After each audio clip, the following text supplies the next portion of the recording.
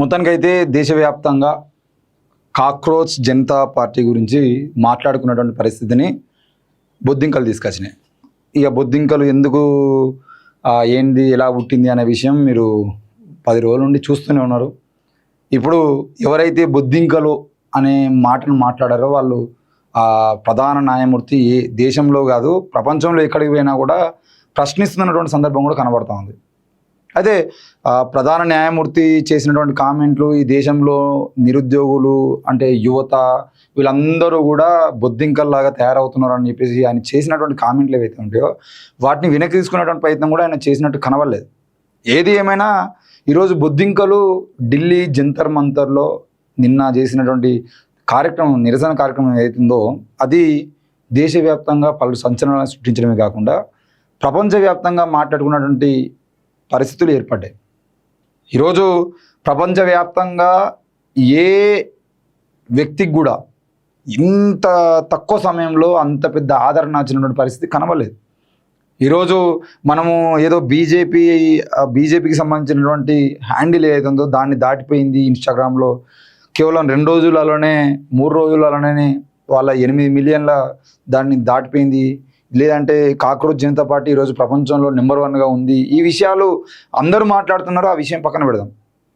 నిన్న ఢిల్లీ జంతర్ మంతర్లో 7:30 సమయంలో ఆ ఢిల్లీ ఎయిర్పోర్ట్లో కాక్రోచ్ జనతా పార్టీ అభిజిత్ ఎవరైతే ఉందో అభిజిత్ దిప్కే ఆయన దిగానే ట్వీట్ చేసినటువంటి సమయం నుండి ఆయన సాయంత్రం వరకు దాదాపు 5 గంటల వరకు జరిగినటువంటి కార్యక్రమం మొత్తం మనం చూస్తే ఎక్కడా కూడా ఎవరు కూడా ఏదో పార్టీ పిలిస్తేనే లేదంటే మనం రెగ్యులర్గా చూస్తూ ఉంటాం కదా ప్రపంచవ్యాప్తంగా కాకుండా కనీసం మనం ముఖ్యంగా తెలుగు రాష్ట్రాల్లో చూసినా కూడా తెలుగు రాష్ట్రాల్లో అయితే ప్రధానంగా కనబడేది అని అంటే డబ్బులు ఇస్తేనో మందు వస్తేనో బిర్యానీ పెడితేనో వస్తారు అనేటువంటి మైండ్ సెట్ ఉన్నటువంటి జనాల మధ్యలో ఈరోజు కొన్ని వేల మంది మంచిళ్ళు వాళ్ళే తెచ్చుకున్నారు. తిండి లేకపోయినా ఎండ కొడుతూ ఉన్నా ఏది ఏమైనా కూడా ఈరోజు ఈ ప్రభుత్వాన్ని ప్రశ్నించి తీరాల్సిందే. వేలాది మంది విద్యార్థులు ఈరోజు దేశవ్యాప్తంగా నష్టపోతూ ఉన్నారు. నీట్ పరీక్షా పత్రాల లీకేజ్ వల్ల లక్షల మంది విద్యార్థులు ఈరోజు నష్టపోయారు అని చెప్పేసి దేశవ్యాప్తంగా ఉన్నటువంటి ఎంతోమంది ఈరోజు ప్రశ్నిస్తున్నటువంటి తీరు మనం చూస్తూ ఉన్నాం. ఈ కాక్రోచ్ జనతా పార్టీ ఏర్పాటు కావడానికి ఈ ప్రభుత్వమే కారణము. ఇక్కడ ఉన్నటువంటి అధికారులు, ఇక్కడ ఉన్నటువంటి వాళ్ళు ప్రజలు, ముఖ్యంగా అధికారంలో ఉన్నటువంటి నాయకులు ఎవరైతే ఉన్నారో వాళ్ళు చేస్తున్నటువంటి రాజకీయ కుట్రల వల్లనే ఈరోజు ఇన్ని బొద్దింకలు రోడ్ల మీకు వచ్చినటువంటి పరిస్థితి మనం చూస్తూ ఉన్నాం. సుప్రీంకోర్టు ప్రధాన న్యాయమూర్తిగా ఉన్నటువంటి వ్యక్తి చేయాల్సినటువంటి కామెంట్ ఏంది? నిజంగా మనిషిగా ఆలోచిస్తే ఈరోజు దేశవ్యాప్తంగా గంజాయికి అలవాటు పడుతున్నటువంటి యువత ఎందుకు గంజాయికి అలవాటు పడుతూ ఉన్నారు? ఈరోజు నిరుద్యోగం కారణం వల్ల కొన్ని వేల మంది ఎందుకు తుపాకులు పట్టి అడవి బాట పట్టాల్సినటువంటి పరిస్థితులు ఏర్పడ్డాయి? లేదంటే ఈరోజు నిరుద్యోగులు ఉన్నటువంటి వ్యక్తులు ఎందుకు రోడ్ల మీద వచ్చి నిరసన తెలియాల్సినటువంటి అవసరం ఉంది? ఎందుకు ప్రభుత్వాలు సమయానికి ఉద్యోగాలు ఇవ్వట్లేదు? చదువుకున్న వాడికి ఉపాధి కల్పించట్లేదు? ప్రధానమంత్రి హోదాలో ఉన్నటువంటి వ్యక్తి మీరు మిర్చి బజ్జీలు పెట్టుకోండి అని చెప్పేసి చెప్పేటువంటి విషయాలు, దాన్ని సమర్థిస్తూ ఇక్కడ ఉన్నటువంటి ముఖ్యంగా తెలంగాణ రాష్ట్రంలో ఉన్నటువంటి ఎంపీ రఘునందన్ రావు లాంటి వ్యక్తి కూడా మాట్లాడుకుంటూ మిర్చి బండి పెట్టుకుంటే తప్పేమున్నదని చెప్పేసి మాట్లాడుతున్న తీరు ఇవి కదా మనం ప్రశ్నించాల్సింది.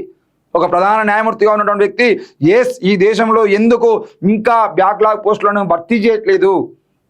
ఎందుకు జాబ్ క్యాలెండర్ ప్రకారం మీరు ఇస్తానటువంటి 2 కోట్ల ఉద్యోగాలు ఎక్కడ పోయినాయి? మీరు ఇస్తానన్నటువంటి 2 కోట్ల ఉద్యోగాలు ఎక్కడ పోయినాయి? కనీసం 2 కోట్ల ఉద్యోగాలు కాకపోయినా సగంలో సగం కోటి ఉద్యోగాలను వేస్తూ ఉన్నారా?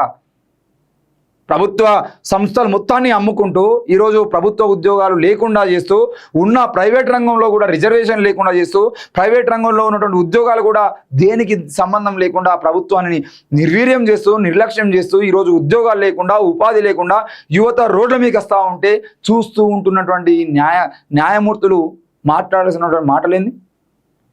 బొద్దింకల్లాగా తయారయ్యారు అని అంటే ఈరోజు ఆ బొద్దింకలే ప్రశ్నిస్తున్నాయి కదా. తెలంగాణ రాష్ట్రంలో తెలంగాణ ఉద్యమం జరుగుతున్నప్పుడు ఒక సామెత ఉండేది. ఎన్నో వేదికల మీద గద్దరన్న లాంటి వాళ్ళు కూడా మాట్లాడినటువంటి మాట, మీరు గడ్డి పరకలని చెప్పేసి మాట్లాడితే గడ్డి పరకలే గన్నులైతే అని చెప్పేసి మాట్లాడినటువంటి సందర్భం చూసినాం. ఈరోజు అదే బొద్దింకలు ఢిల్లీ జంతర్ మంతర్లో గంట సేపట్లో పర్మిషన్ తీసుకొచ్చుకొని జంతర్ మంతర్లో నిలబడి నినాదాలు ఇచ్చినాయి కదా. దాని అంతటి కారణం ఎవరు? ఈరోజు పాలన కొనసాగిస్తున్నది ఎవరు? 12 సంవత్సరాలుగా ఈ దేశాన్ని పాలిస్తూ 12 సంవత్సరాల్లో హిందూ హిందూ హిందూ అని చెప్పేసి మాట్లాడినటువంటి ఈ హిందూ ధర్మవాదులు, సనాతన ధర్మవాదులు ఈ దేశంలో అత్యంత మెజారిటీగా ఉన్నటువంటి హిందూ ప్రజలు, హిందూ నిరుద్యోగులు ఎవరైతే ఉన్నారో వాళ్ళ గురించి మాట్లాడిన సందర్భాలు ఎందుకు లేవు? ఈరోజు సనాతన ధర్మం అని చెప్పేసి బట్టలు ఎంచుకుంటున్న వాళ్ళందరూ ఈ దేశంలో ఎక్కువగా మెజారిటీగా ఉన్నటువంటి హిందూ యువకులే ఈరోజు గంజాయికి అలవాటు పడుతూ ఉన్నారు. ఎందుకు వాళ్ళు ఉద్యోగాలు లేక రోడ్ల మీకు వస్తూ ఉన్నారు అనే విషయాన్ని ఎందుకు ఆలోచించట్లేదు? దేశవ్యాప్తంగా ఎందుకు మనము ఈరోజు రేట్లు పెరిగితే, గ్యాస్ రేటు పెరిగినా, పెట్రోల్ రేటు పెరిగినా, పెట్రోల్ రేటు 100 కాదు 150 అయినా కూడా మేము పోయించుకొని తిరుగుతాం అంటున్నటువంటి వాళ్ళు ఈ 150 రూపాయలు పెంచడం ద్వారా ఎవరికి నష్టం జరుగుతూ ఉంది? ఉపాధి లేదు, ఉద్యోగాలు లేవు. ఉద్యోగాలు లేకపోయినా కూడా నిరుద్యోగుల్లో ఉన్నటువంటి వ్యక్తులు ఈరోజు రోడ్ల మీదకి వచ్చి కనీసం ఏదైనా కూలి పని చేసుకుందామంటే జొమాటో, స్విగ్గీ లాంటి వాటిలలో పని చేసుకొని బతుకుదామన్నా కూడా పెట్రోల్ పోసుకున్నటువంటి పరిస్థితులు కూడా లేవు. అన్నిటి మీద జిఎస్టీలు పెంచి దేనికి ఏ ఒక్క చిన్న అంశానికి కూడా జిఎస్టీ లేకుండా చేసి ఈరోజు దేశవ్యాప్తంగా హిందూ యువకులని హిందూ నిరుద్యోగులుగా తయారు చేస్తున్నటువంటి వ్యక్తులు ఎవరు? మాట్లాడేటువంటి దమ్ము ఉన్నదా? చర్చ చేసేటువంటి దమ్ము ఉన్నదా? నిరంతరం ఎవరైనా ఏదైనా మాట్లాడితే వీడు హిందూ వ్యతిరేకాన్ని మాట్లాడుతున్నాం కదా, ఈ దేశంలో అత్యంత నష్టపోతున్న హిందువులే రాబాయ్ అని చెప్పేసి మాట్లాడుతూ ఉంటే హిందూ వ్యతిరేకాన్ని ముద్రేస్తూ ఉన్నారు. ఈరోజు అంటే బొద్దింకలు రోడ్ల మీదకి వచ్చి వాళ్ళు చేస్తున్న నిరసన దేనికోసం చేస్తున్నారు? ఈరోజు భారతదేశంలో 12 ఏళ్ళుగా పాలన కొనసాగిస్తూ ఉన్నటువంటి బీజేపీ మీద వ్యతిరేకతతోనే కదా వీళ్ళు మాట్లాడింది. నిన్న వచ్చినటువంటి వాళ్ళలో సగానికి పైగా హిందువులు ఉన్నారన్న విషయాన్ని మీరు ఆలోచించారా? దాన్ని కూడా తిప్పి ఇందులో జేఎన్యూ వాళ్ళు ఉన్నారు, ఇందులో ముస్లింలు ఉన్నారు, ఇందులో పాకిస్తాన్ వాళ్ళు ఉన్నారు, ఇందులో వాళ్ళు ఉన్నారు, వీళ్ళు ఉన్నారని చెప్పేసి మాట్లాడుతున్నారు. మీకు దమ్ముంటే నేను నచ్చినటువంటి వాళ్ళందరి పేర్లను, ఫోటోలను మీరు బహిరంగంగా ప్రకటించి ఇందులో ఎంతమంది హిందువులు ఉన్నారో లెక్కలు తీయండి. అసలు అభిజిత్ దీప్కే అన్నట్టు ఆయన ఏంటి? ఈరోజు ఆయన అంబేద్కర్ ఫోటోను పట్టుకొని రావచ్చు, ఆయన అంబేద్కర్ ఫోటోను పట్టుకొచ్చి ఎయిర్పోర్ట్లో దిగచ్చు. కానీ ఒకవేళ అభిజిత్ దీప్కే అనే వ్యక్తి కనుక హిందూ కాకుండా ఏ ఉమర్ ఖాలిద్ అయితే మీరు గంటలో పర్మిషన్ ఇచ్చేవాళ్ళ? ఎయిర్పోర్ట్కి పోయి కాన్వాయ్లతో ఆయన తీసుకొచ్చేటువంటి వాళ్ళ? ఏందా పోలీస్ బందోబస్తు? ఎవరికి ఇచ్చారు మీరు పోలీస్ బందోబస్తు? 6.5 సంవత్సరాలుగా ఈరోజు ఈ కాక్రోచ్ జనతా పార్టీ వ్యవస్థాపకుడు అయినటువంటి అభిజిత్ దీప్కే నిన్న మాట్లాడినటువంటి మాటలు ఏవైతే ఉన్నాయో, నిన్న చూపించినటువంటి అంబేద్కర్ ఫోటో ఏదైతుందో ఆ అంబేద్కర్ ఆశయాలను వీళ్ళు కొనసాగిస్తారో లేదే కానీ అదే అంబేద్కర్ ఆశయాల కోసం మాట్లాడినటువంటి ఉమర్ ఖాలిద్ను మనం ఎక్కడ పెట్టినాం? 6.5 సంవత్సరాలు అవుతుంది కదా ఆయన జైల్లో ఉండబట్టి. ఇంకెన్ని రోజులు జైల్లో ఉంటాడు? హక్కుల కోసం, స్వేచ్ఛ కోసం, మానవ హక్కులు, మానవ స్వేచ్ఛ, మాట్లాడే స్వేచ్ఛ, భావ ప్రకటన స్వేచ్ఛ అని చెప్పేసి అడిగినందుకు 6.5 సంవత్సరాల నుండి జైల్లో ఉన్నాడు కదా. కేవలం మతం అనేది కారణం కదా. మరి ఆయన ముస్లిం కాబట్టి జైల్లో వేసిరు. ఈరోజు ఇదే హిందువులు రోడ్ల మీదకి ఎందుకు వస్తూ ఉంటారని చెప్పేసి మేము అడుగుతా ఉన్నాం. ఈరోజు హిందువులు మెజారిటీగా నేను రోడ్ల మీకు వచ్చి నీటి ప్రశ్నాపత్రాల లీకేజ్ గురించి ఎవరు సమానం చెప్తారు? విద్యాశాఖ మంత్రిగా ఉన్నటువంటి వ్యక్తి తప్పకుండా రాజీనామా చేయాలని అడిగితే ఎందుకు ఇక్కడ ఉన్నటువంటి సనాతన ధర్మవాదులు ఆ విషయాన్ని ఎందుకు మాట్లాడట్లేదు? నిన్న మొన్న వచ్చి తెలంగాణ ఎవడయ్యే జాగీరు కాదని మాట్లాడిన వ్యక్తి ఎందుకు నీట్ ప్రశ్నాపత్రాల లీకేజ్ గురించి మాట్లాడతలేడు?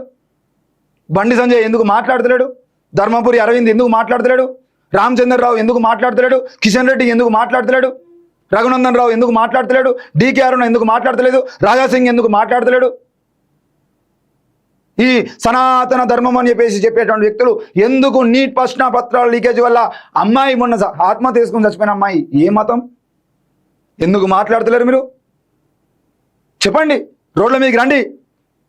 ప్రశ్నించడానికే పార్టీ పెట్టినటువంటి జనసేన అధ్యక్షుడు పవన్ కళ్యాణ్ గారిని నేను అడుగుతా ఉన్నా, ప్రశ్నించు. ఇప్పుడు ప్రశ్నించు. ఇప్పుడు కాకపోతే ఎప్పుడు ప్రశ్నిస్తావు? ఎంతమంది హిందూ బిడ్డలు చచ్చిపోవాలి? అడగండి రోడ్ల మీదకి వచ్చి. మీకు హిందువుల ఓట్లు మాత్రమే కావన్నా, హిందువుల ప్రాణాలు అవసరం లేదా? దయచేసి నిన్న జరిగినటువంటి ఇక్కడ కూడా నేను కాక్రోచ్ జనతా పార్టీకి సంబంధించిన విషయంలో కాక్రోచ్ జనతా పార్టీని ఆనాడు ఏది మన అన్నా హజారే వీళ్ళందరూ వచ్చి ఒక సంఘం పెట్టి అప్పటికప్పుడు తయారు చేసి చూసినావా 2012లో, దానిలాగానే ఆలోచిస్తున్నా దీన్ని కూడా. తప్పకుండా 2012లో ఓబీసీ కులగణన చేయాలని చెప్పేసి ఆనాడు బాంసేవ్ ఒక పెద్ద ఉద్యమాన్ని చేసింది. గుర్తుపెట్టుకోండి విషయం. 2012లో ఓబీసీ కులగణన చేయాలని చెప్పేసి దేశవ్యాప్తంగా నిరసన కార్యక్రమాలకు పిలుపునిచ్చి ఓబీసీ కులగణన చేయకపోతే అసలు జనగణన చేయనీయమని చెప్పేసి దేశవ్యాప్తంగా నిరసనలకు బాంబ్ సేఫ్ ఉద్యమం సిద్ధమవుతా ఉంటే, ఉద్యమకారులు రోడ్ల మీకు వస్తూ ఉంటే, ఆ ఉద్యమం దేశవ్యాప్తంగా మొత్తం తగలబడేటువంటి ప్రయత్నాలు చేస్తూ ఉంటే, అవినీతి నిర్మూలన పేరుతోని ఒక 4 దొంగలు ఈ దేశంలో అడుగుపెట్టారు. ఈ దేశంలో దీక్ష పేరుతో కూర్చున్నారు. అరవింద్ కేజ్రీవాల్ కానీ, అన్నా హజారే కానీ, కిరణ్ బేడియే కానీ, రామ్దేవ్ బాబా కానీ, ఈ 4 ఈ 12 ఏళ్ల కాలంలో ఎందుకు కనబడతలేరండి? అరవింద్ కేజ్రీవాల్ కనబడ్డాడు, బీజేపీ వ్యతిరేకంగా పార్టీ నడిపించిండు, సీఎం అయిండు, లిక్కర్ కేసులో జైలుకు పోయిండు, పార్టీ పోయింది. ఇవన్నీ రాజకీయ కుట్రలే. అరవింద్ కేజ్రీవాల్ పార్టీని నడిపించింది కూడా ఎవరు అనే విషయాన్ని మీరు దగ్గర నుండి చూస్తే అర్థమైపోతుంది. మరి అన్నా హజారే ఇక్కడ పోయిండండి. ఈ 12 ఏళ్లలో వందల వేల కోట్ల రూపాయల ఆస్తుల్ని కొల్లగొట్టి ప్రపంచ దేశాలకు పారిపోతున్నటువంటి వ్యక్తుల మీద ఎందుకు మాట్లాడతలేడండి 12 ఏళ్ళుగా? ఈరోజు సరిగ్గా మళ్ళా 13 ఏళ్ల తర్వాత 2012లో ఓబీసీ కులగణను అడ్డుకోవడం కోసం అవినీతి నిర్మూలన పేరుతోనే ఉద్యమం మొదలుపెట్టినటువంటి వ్యక్తుల్లాగానే మళ్ళా 2026లో ఈరోజు దేశవ్యాప్తంగా బీఎస్పీ కానీ, బాంసేఫ్ కానీ, ఓబీసీ సంఘాలు కానీ, బీసీ కుల సంఘాలు కానీ ఈరోజు జరుగుతున్నటువంటి జనగణనలో తప్పకుండా ఓబీసీ కులగణన చేయాలని చెప్పేసి రోడ్ల మీకు వచ్చి మా కులగణన చేయకపోతే తప్పకుండా మేము మా ఉద్యమాలు ఏందో చూపిస్తామని చెప్పేసి మాట్లాడుతున్న సందర్భంలో కాక్రోచ్ జనతా పార్టీ లాంటి పార్టీలు పుడుతున్నాయి అనే విషయాన్ని కూడా మనం అర్థం చేసుకోవాల్సిన అవసరం ఉంది. ఎందుకు ఈయన కూడా ఈరోజు అభిజిత్ దీప్కా అనే వ్యక్తి కూడా ఇంతకుముందు ఆమ్ ఆద్మీ పార్టీ ఐటీ సెల్లో పనిచేసినటువంటి వ్యక్తి అనే విషయాన్ని మనకు తెలుసు. ఈరోజు బీజేపీ యొక్క పాలనకు వ్యతిరేకంగా ఇంత పెద్ద ఉద్యమం నడుస్తూ ఉన్నప్పుడు ఇది నిజంగా బీజేపీకి వ్యతిరేకంగా నడుస్తుందా, ప్రతిపక్షాలకు వ్యతిరేకంగా నడుస్తుందా అనేది కూడా మనం అర్థం చేసుకోవాల్సిన అవసరం ఉంది. ఈరోజు ఈ కాక్రోచ్ జనతా పార్టీ యొక్క ఉద్యమం రేపు బీజేపీకి మద్దతు ఇవ్వబోతుందా, లేదంటే ఇంకెవరికి మద్దతు ఇవ్వబోతా ఉంది? ఈరోజు ప్రతిపక్షంగా కాంగ్రెస్ నిలబడలేకపోయింది. రాహుల్ గాంధీ ప్రతిపక్ష నేతగా సక్సెస్ అవుతున్నారేమో కానీ కాంగ్రెస్ పార్టీ ప్రతిపక్ష పార్టీగా ఈరోజు నిలబడలేకపోతా ఉంది. ఈ క్రమంలోనే దేశవ్యాప్తంగా ఉన్నటువంటి ఆ స్పేస్ ఏదైతే ఉందో దాన్ని కాక్రోచ్ జనతా పార్టీ ఓన్ చేసుకోగలుగుతుంది. ఇది ఒక రకంగా చూసంటే ప్రతిపక్షాల వైఫల్యంగానే కనబడతా ఉంది. మరి దాన్ని కూడా మనం అర్థం చేసుకోవాల్సిన అవసరం ఉంది. కాక్రోచ్ జనతా పార్టీ ఆనాడు అరవింద్ కేజ్రీవాలో లేకపోతే అన్నా హజారేనో, కిరణ్ బేడియో, రామ్దేవ్ బాబానో చేసినటువంటి తప్పు రేపు కాక్రోచ్ జనతా పార్టీ చేయొద్దని చెప్పేసి మేము అడుగుతా ఉన్నాం.